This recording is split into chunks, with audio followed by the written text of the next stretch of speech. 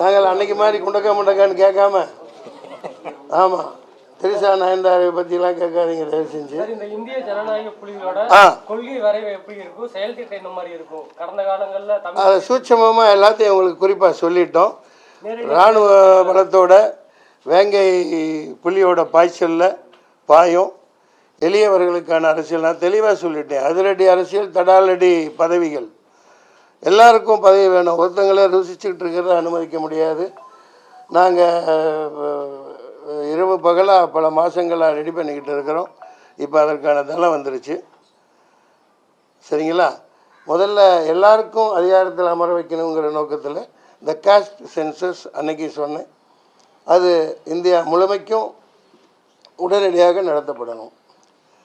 கடந்த காலங்களில் நிறைய நடிகர்கள் தொடங்கியிருக்காங்க, வருங்காலையும் தொடங்கியிருக்காங்க. கண்டிப்பாக இதில் மன்சூர் அலிகான் அவர்கள். ஆமாம், நீ என்னடா 10ஓட 11 அத்தோட இது ஒன்று நீங்கள் கட்சி ஆரம்பிக்கிறேன்னு கேட்குறீங்க.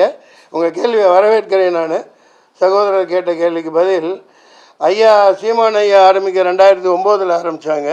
நான் அதுக்கு முன்னாடி 1992 அரசியலுக்கு வந்துட்டேன்.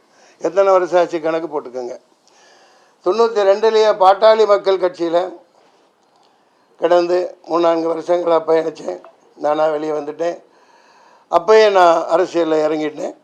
அதுக்கப்புறம் 1999 புதிய தமிழகம் சார்பாக இதே பாராளுமன்ற தொகுதியில் போட்டிகிட்ருக்கேன். 1,00,000 வாக்குகள் கிட்ட வாங்கியிருக்கேன்.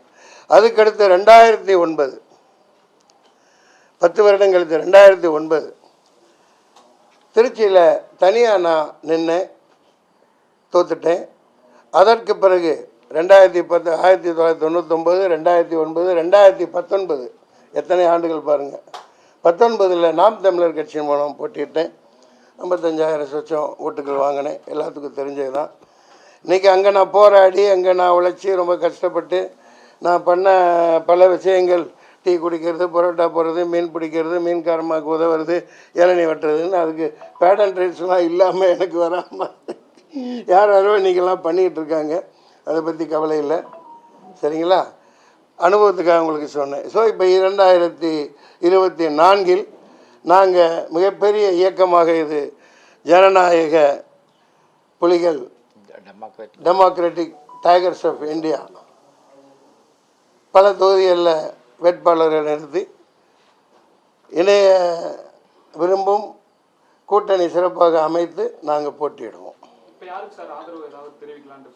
கண்டிப்பாக ஆதரவு தெரிவிக்கிறதெல்லாம் இல்லை. திட்டங்களை வந்து சரியாக நாங்கள் காய நகர்த்தி சரியாக, எங்களுக்கு கப்பு தான் முக்கியம்.